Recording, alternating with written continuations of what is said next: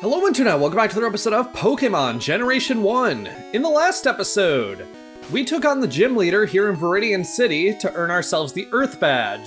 That gym leader also coincidentally was Giovanni, but that just didn't feel important enough to mention. Team Rocket's dead. It's about time. This time, we're going to be doing some general exploration around the Kanto region now that we have all our badges, seeing what there is to do before we head on to take on the Pokémon League. We're going to be starting by flying our way over to Vermilion City.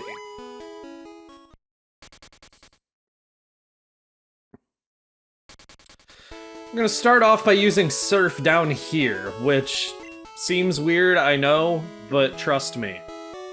Behind this house, from some angle or other, there is a Max Ether. I don't know why it's there. On top of that, if you head over here again, we want to try to go on. The guy will just say the ship is set sail. Then take a step in this direction and pause at the same time. Save the game. Reset the game. As soon as the game reloads, pause, enter the menu, use Surf, and I got the timing wrong, so we try again. There we go. If you get the timing right, you should surf down onto the sailor who's guarding the SS Anne, be able to go right beneath him, and then just enter the SS Anne again. The ship is still here. I believe if you board it and then leave, it will just leave again, since the flag that says it has to leave when you exit is still, checked. But if there's any items you missed on the SS Anne, you can get back on board using this glitch. Keep in mind, the Body Slam TM is on board, so this is a very useful glitch. On top of that, if we use Surf here, we can see the infamous truck. Unfortunately, I accidentally already battled the NPC, the third and final NPC who can be used to activate the Mew glitch, and doing the Mew glitch with a Ditto is just too complicated and not something I particularly want to do. But I did intend to fight Mew in the same episode where I found the truck. I just didn't. I intended to fight Mew again specifically. I still intended to fight Mew in episode 7. I thought that was just, I don't know, I thought that added up nicely, considering, it was level 7. Our next stop is here in Celadon City, because we haven't spent enough time here. Ugh. Okay. We want to head over to this pond. I know we've already surfed on it, but we haven't been here since getting the Super Rod, and I need the Super Rod. Every time I'm running with speed up, I like to imagine the cartoon running away sound effect, you know the one. We haven't been here since getting the Super Rod, and we can actually surf here to find a Pokemon that we need to catch. If a Pokemon would actually make it in time for its queue for once. Literally any time. I know it appears here!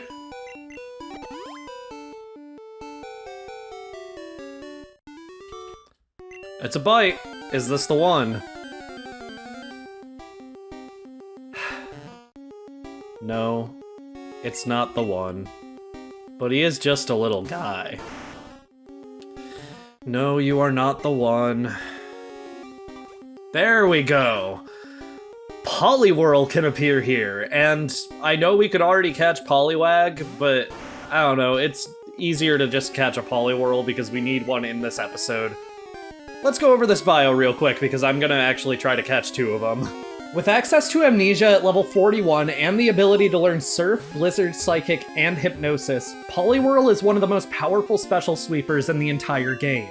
It certainly lacks in every stat other than speed as it is now, but that can pretty easily be remedied by simply using a Water Stone after it learns Amnesia.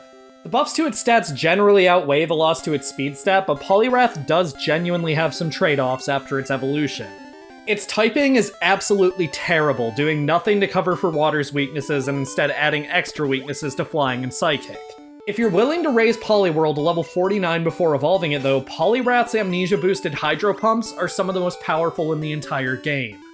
Access to Hypnosis is also invaluable, allowing Poliwrath to neuter some threats that would stop it from setting up before attacking. Hydro Pump and Blizzard are definitely Poliwrath's main attacking moves, with Surf and Ice Beam being safer but less powerful options. But Poliwrath also gets access to Submission, Earthquake, Hyper Beam, Psychic, and even more when traded to Generation 2. It has definite issues that may make you prefer Poliwhirl, most notably its worse typing and speed, but what is here is an extremely powerful user of Amnesia with the potential for mixed attacking as long as you keep it out of the way of opponents that could prevent its setup. Alright. Went ahead and caught 2 Poliwhirls. We actually do need one, like, for the thing we're about to do, so... And I caught 2 because it's just gonna be nice to be able to evolve one for the Pokédex. Next, we want to go ahead and fly to Cerulean City. We want to head into this house next door to the Pokémon Center. This is where we got Bulbasaur in Pokémon Yellow, but you may remember this old man had a trade for us that we couldn't actually do at the time. Hello there! Do you want to trade your Poliwhirl for Jinx? Not particularly, but I do have to for Pokédex completion. Okay, connect the cable like so! Goodbye, Poliwhirl. It always feels weird in the overworld that there's no, like, actual music for the trade. In Link trades in multiplayer, it plays the evolution theme when you're trading, so... I don't know. And they do that in future generations for, like, in-game trades too. It's pretty clear that they handle trades differently in Generation 1 and 2 compared to future generations, so I understand why it is this way. But it'll always be a little bit weird. I don't like you.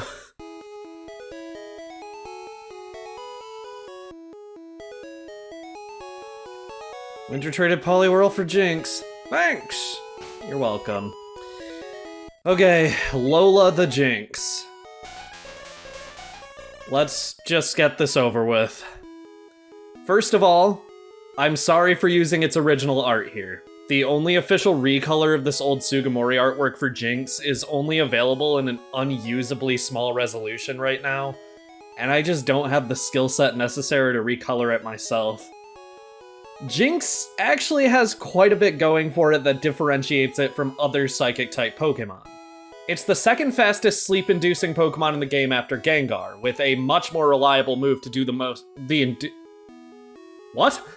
With a much more reliable move to do the inducing in Lovely Kiss. Okay, fun phrasing there. It also has Stab Blizzard and Stab Psychic, making it able to deal immense amounts of damage to large swaths of opponents in the game, and Rest, Body Slam, Counter, or even Mimic to fill its third move slot. Being an Ice-type equivalent to Magmar, it also gets an Elemental Punch, this time Ice Punch, and while this move is also reliable and powerful, we got the Ice Beam TM a long time ago at this point if you're looking for a more accurate equivalent to Blizzard or just an option with more PP. Jinx has a lot going for it, being one of the most reliable sleepers in the game and a powerful offensive presence at the same time. Just watch out for any fire types and it'll do fine. I remember there was a lot of debate about Jinx's original design back in the day, with it being attributed to Japanese culture and all that, and while that's fine, there's never been an official statement from the Pokemon Company about what Jinx is based on, and I don't know, they changed its skin color for a reason. Our next stop is west of Fuchsia City. In the gate, specifically. We aren't going back to Cycling Road ever. This guy. I'm looking for Slowbro. Want to trade one for Lickitung? Not particularly, but here's hello the Slowbro. Okay, connect the cable like so. Here we go. Bye, Slowbro. You're better than what I'm trading you for. I need Lickitung for the Pokédex. Here it comes.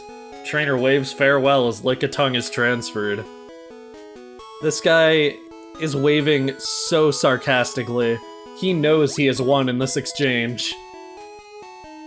Ugh.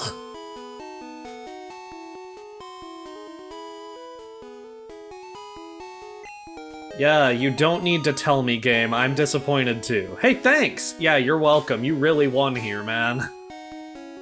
Mark. What? Why is it named Mark? Okay, sure. Lickitung. Why?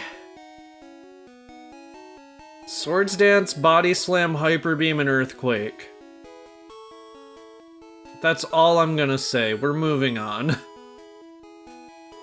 Back in Cerulean City, I want to say make sure you have plenty of Ultra Balls before we head to our next destination. You know what's happening. You saw the thumbnail if you clicked on the video. Alright, we're going to head back to Route 10. So keep in mind, if you want to get to the part of Route 10 we need to be at, you need Cut unless you want to walk all the way through Rock Tunnel. Luckily there is a Pokemon Center at the end, so we can put ducks in the PC and get Lamp out, but if there wasn't, there would be hell to pay, Game Freak. Alright, I finished up all my preparations, so now we are going to go ahead and head up here to this riverside that we never actually got to surf on. We have the ability to now, and we have for a while. I'm honestly showing a lot of stuff that I probably should have shown as soon as we got surf. This I was always planning on waiting this long for. I originally intended to do this before the last gym, but I wanted to give the artist more time to work on the art for this video, and yeah, that's just how it happens. Wow, are you a Pokemaniac too? Want to see my collection? Oh god. Hold on. Do you have a water type? Because most Pokemaniacs have just used, like, Charmeleon. That can learn Surf, actually, so maybe this makes sense? I don't know. I was gonna say, how did you get over here, but, like, let's see what his second Pokemon is. Lickitung. Speak of the devil. Hi, Mark. Oh, hi, Mark. I don't actually know if Lickitung can learn Surf. I wouldn't be surprised. A lot of very strange Pokemon can learn Surf, but whatever. Can't really poke a hole in his being over here if he does have a Pokemon that can know Surf. Even if it doesn't know it. I have more rare Pokemon at home. Rhyhorn's not rare. Lickitung is, but I don't know. Power plant. Oh boy. Here we go. Welcome to the power plant. It has the rocket hideout music. This is specifically an abandoned power plant, and it's home to a lot of electric-type wild Pokemon, most of them new ones that we haven't seen yet, and 5 items, all of which my notes say are worth picking up, so yeah. Carbos. That is worth picking up. That makes me think at least 3 of the other ones are also going to be vitamins, if not all of them. That can go on... Ronton, baby! Alright. We're gonna keep exploring here. This place is sort of just one really long maze with a lot of Pokemon, and the only reason I'm not talking about them yet is because we have yet to, hello? It's always a little scary when you start seeing things like Magnemite appear, like, fully evolved. We haven't even seen Magnemite yet. Okay. Is this an example? Yes, it is. Bzzz.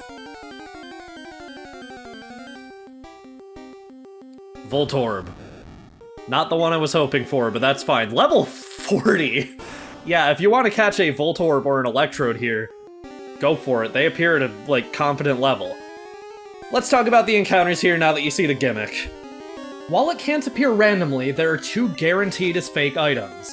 Electrode is the fastest Pokemon in the game, with that lending to its absurd critical hit chance of 27.34%. There's nothing in the game that a competently leveled Electrode can't outspeed, making it one of the best possible users of both Thunderbolt and Thunder Wave in the game. On top of that, it learns Explosion naturally through level up at level 50, which pairs well with Screech to be practically guaranteed one-hit KO on almost every Pokemon in the game. While it can't do anything against ground types, Electrode is still easily able to hold its own against a good chunk of the Pokemon you'll encounter throughout your journey, and is easily worth picking up if you're still short a team member heading into the final portion of the game. Magnemite isn't really worth going over because its evolution can appear here too, and it's not even that much less common. Magneton, unfortunately, doesn't have much going for it in Generation 1. While it does have an incredible special stat, allowing it to switch into a lot of Pokemon that specialize in, well, special, there's not much it can do after switching in. The only types it can attack with are normal and electric, making it utterly unusable against any ground-type Pokemon. And with it not even having high speed to utilize its access to Thunder Wave and Screech well, unfortunately, it's just outclassed in pretty much every way by Electrode, and yeah, I know that's awfully backwards from how things turn out in the future. In red version only, Electabuzz! The electric-type equivalent of Magmar is actually way better. Its high speed gives it a critical hit rate of more than 20%, allowing it to consistently break through anything that tries to wall it, and it also has impressive type coverage with moves like Thunderbolt, Body Slam, Hyper Beam, Psychic, Counter, and if you trade it to Generation 2, even Fire and Ice Punch to cover its ground weaknesses, and the grass types that resist it. Even without trade-back moves, Electabuzz's attacks are so powerful that Body Slam and Psychic alone can still check a lot of threats like Dugtrio. Electabuzz is probably the second best electric type in the game, and that's saying a lot because we just talked about Electrode and we're going to be seeing the best in just a little bit here. And in blue version only, Raichu. Raichu has a niche. One that can't be filled without access to Surf, which Pikachu can only learn through Pokemon Stadium. Unfortunately, without Surf, Raichu is extremely vulnerable. It doesn't have anything that can safely cover its ground-type weakness, and while Stab Thunderbolt is powerful, and it does have some okay physical coverage options like Hyper Beam, Body Slam, and Submission, Raichu unfortunately just falls short. I have had no luck here. I'm checking all of the fake items because I want to get one of the Electrodes, just because it would be more convenient to catch one here than to have to level up a Voltorb, but I mean, I guess I could catch one of the Voltorbs here and level it up once, but you know what I mean. I'm actually gonna catch this Magneton because I want to check something real quick, because these Master Balls are sort of freaking me out, because the blank character before the number has consistently just been blank, and I'm hoping to God that I do not have one Master Ball left, because if I do, I need to go repeat the Missing No glitch real quick. Sometimes items will just vanish.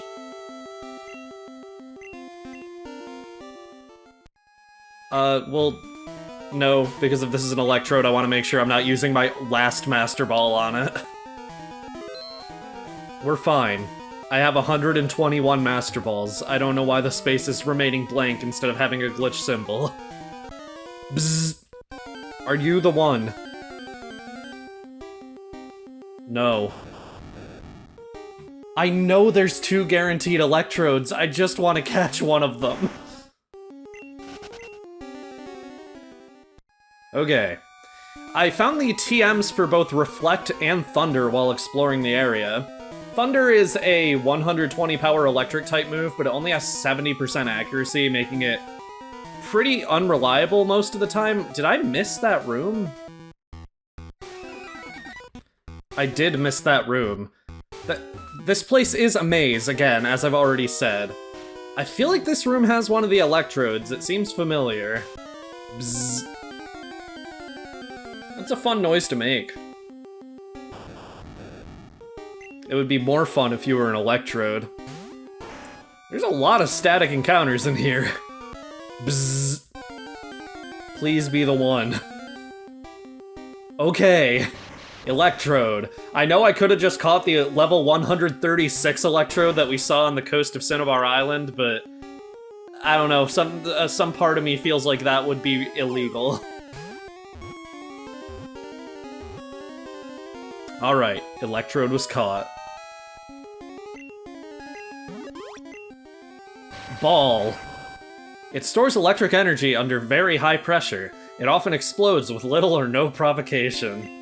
Definitely something that is safe for a child to have. Is there anything else in here? No? Oh. Hidden item. That was just like a instinct. Like, if there's 2 fake items, there has to be 1 real one, right? Heading north from that room, we are somewhere. We're back at the entrance. I'm so confused. I hate this place. It is slightly less grating for my eyes seeing the green tile floor instead of the red tile floor of the Pokemon Mansion and Blaine's Gym. Something about the shade of red used on Cinnabar Island just makes the tile floor, like, kind of really hard to look at. It's much easier as a light green.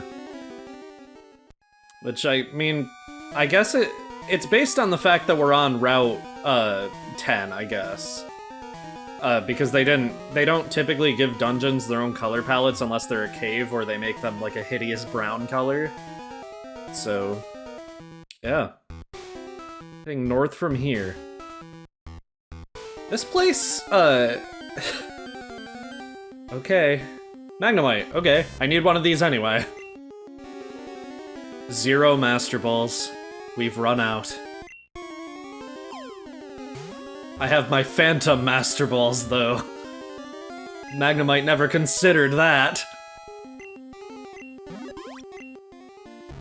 Magnet. Uses anti-gravity to stay suspended. Appears without warning and uses Thunder Wave and similar moves. Not really. It appears and uses Thunder Wave and Thunder Shock. Otherwise, it's all normal type moves and it can't use them well.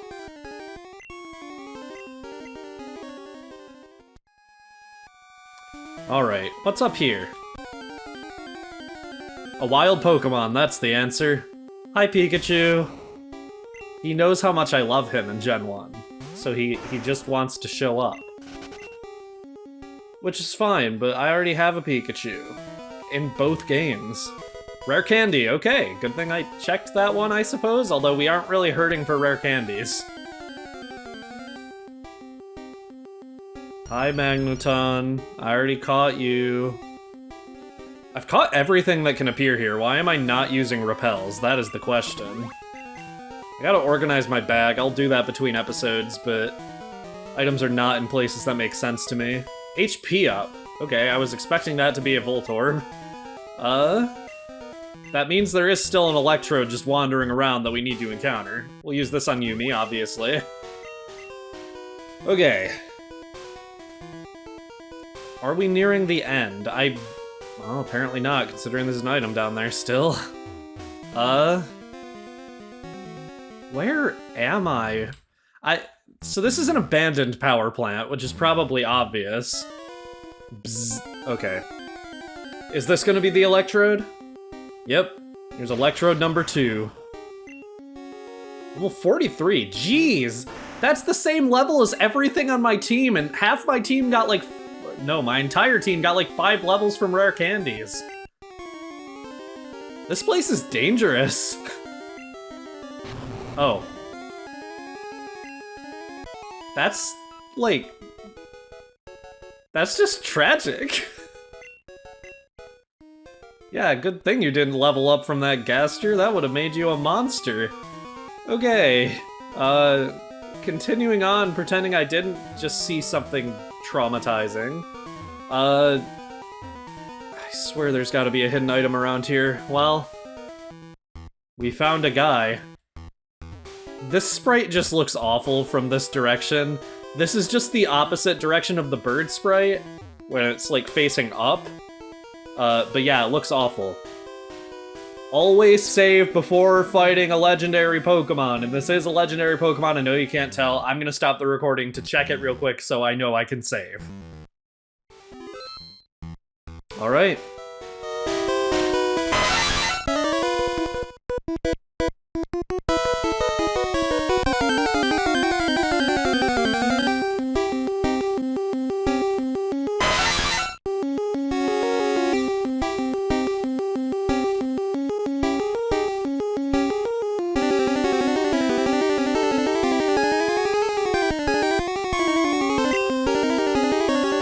Zapdos is the strongest of all the electric-type Pokémon.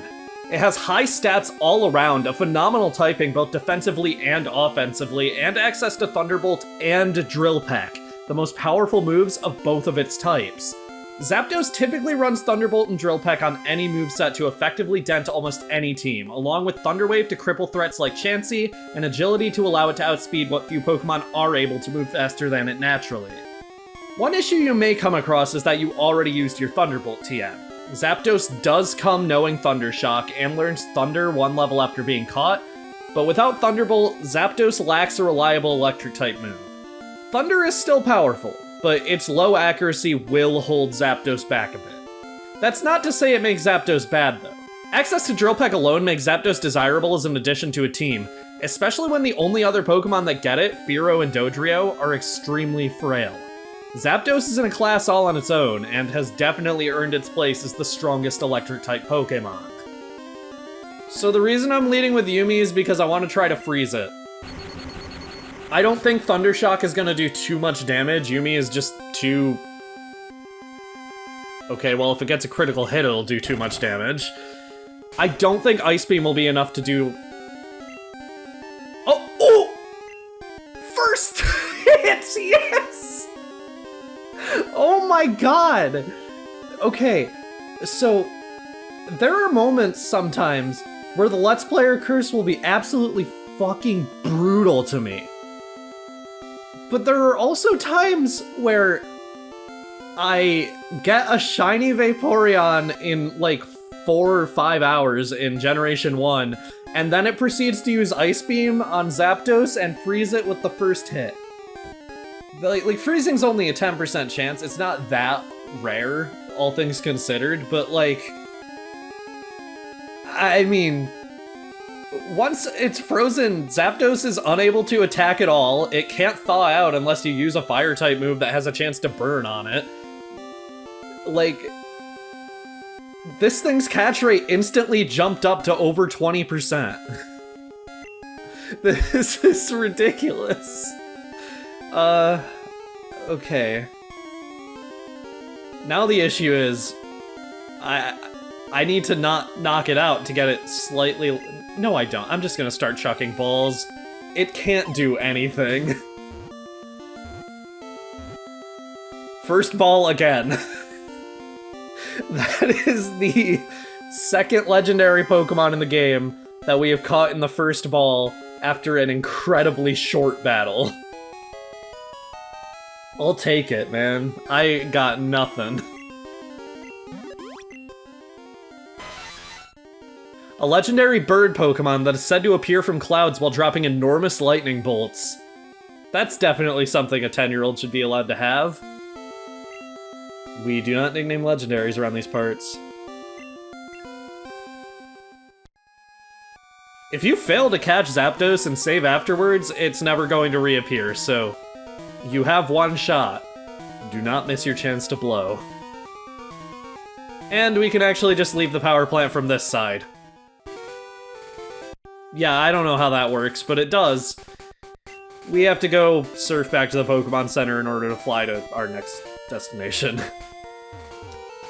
We actually have 84 Pokemon caught now, so let's see what Professor Oak has to say about the Pokédex.